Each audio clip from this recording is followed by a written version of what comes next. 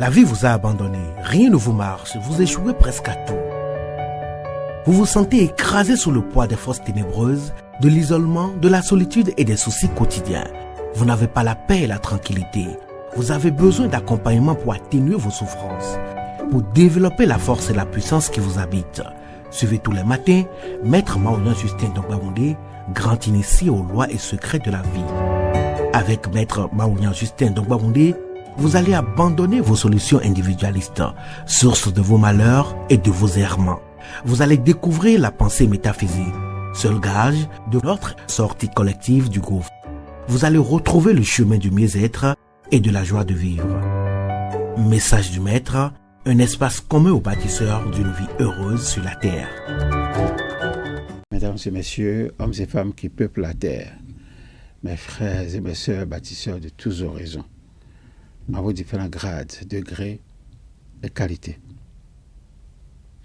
Je voudrais prendre ici la parole pour exprimer à chacun et à tous ma profonde et sincère reconnaissance pour vos soutiens de tous les instants. Dans mon message de ce jour, nous allons revisiter le message numéro 127, diffusé le 24 juin 2021 sous l'interrogation ci-après. D'où la foi religieuse tire-t-elle son crédit? C'est une question. Dans mon précédent message, vous avez été appelé à nous apporter des preuves certifiant que votre religion est véritablement d'institution divine. À ce propos, Jean Meslier a été clair dans ses mémoires laissés à ses paroissiens. Il me plaît de vous ramener ici son opinion que résume cette longue phrase que je vous invite à suivre de nouveau. Je le cite. Comme il n'y a aucune secte particulière de religion qui ne prétende être véritablement fondée sur l'autorité de Dieu et entièrement exempte de toutes les erreurs et impostures qui se trouvent dans les autres, c'est à ceux qui prétendent établir la vérité de leur secte à faire voir qu'elle est d'institution divine par des preuves et des témoignages clairs et convaincants, faute de quoi il faudra tenir pour certain qu'elle n'est que d'intervention humaine, pleine d'erreurs et de tromperies, car il n'est pas croyable qu'un Dieu tout-puissant, infiniment bon, aurait voulu donner des lois et des ordonnances aux hommes et qu'il n'aurait pas voulu qu'elles portassent des marques plus sûres et plus authentiques de vérité que celles des imposteurs qui sont en si grand nombre. Fin de citation. En dehors de ce qu'il trouve difficile, quasiment impossible, pour l'une ou l'autre religion qu'il taxe au départ de secte, de prouver son origine divine, il, c'est Jean Meslier, entre dans les tréfonds des erreurs de la foi pour soutenir sa position.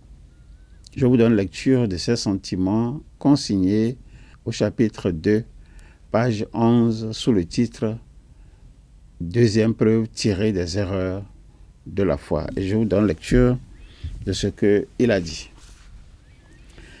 Toute religion qui pose pour fondement de ses mystères et qui prend pour règle de sa doctrine et de sa morale un principe d'erreur et qui est même une source funeste de troubles et de divisions éternelles parmi les hommes, ne peut être une véritable religion, ni être d'institution divine. Or, les religions humaines, et principalement la catholique, posent pour fondement de sa doctrine et de sa morale un principe d'erreur.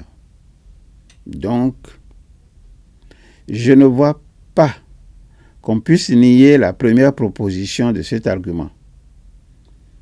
elle, est trop claire et trop évidente pour pouvoir en douter. C'est Jean Meslier qui parle.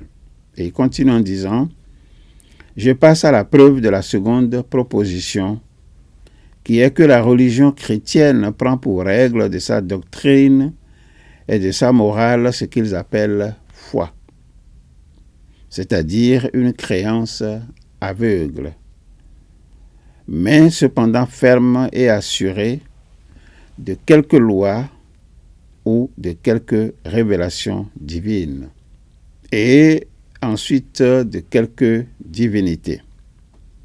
Il faut nécessairement qu'elle le suppose ainsi, car c'est cette créance de quelques divinités et de quelques révélations divines qui donne tout le crédit et toute l'autorité qu'elle a dans le monde, sans quoi on ne ferait aucun état de ce qu'elle prescrirait. C'est pourquoi il n'y a point de religion qui ne recommande expressement à ses sectateurs d'être fermes dans leur foi. De là vient que tous les christicoles tiennent pour maxime que la foi est le commencement et le fondement du salut et qu'elle est la racine de toute justice et de toute sanctification, comme il est marqué dans le Concile de Trente, section 6, chapitre 8.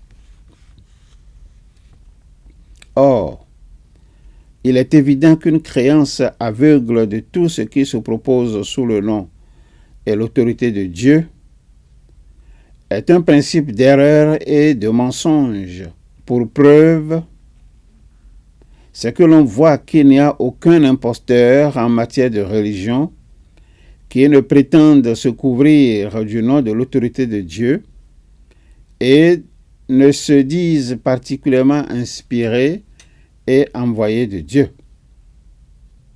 Non seulement cette foi et cette créance aveugle qu'ils posent pour fondement de leur doctrine est un principe d'erreur, mais elle est aussi une source funeste de troubles et de division parmi les hommes pour le maintien de leur religion. Il n'y a point de méchanceté qu'ils n'exercent les uns contre les autres sous ce spécieux prétexte. Or, il n'est pas croyable qu'un Dieu tout-puissant, infiniment bon et sage, voulut se servir d'un tel moyen, ni d'une telle voie, si trompeuse pour faire connaître ses volontés aux hommes, car ce serait manifestement vouloir les induire en erreur et leur tendre des pièges pour leur faire embrasser le parti du mensonge. Il n'est pas pareillement croyable qu'un Dieu qui aimerait l'union et la paix, le bien et le salut des hommes, eût jamais établi pour fondement de sa religion une source si fatale de troubles et de division éternelle parmi les hommes. Donc, des religions pareilles ne peuvent être véritables, ni avoir été instituées de Dieu. Mais je vois bien que nos christicoles ne manqueront pas de recourir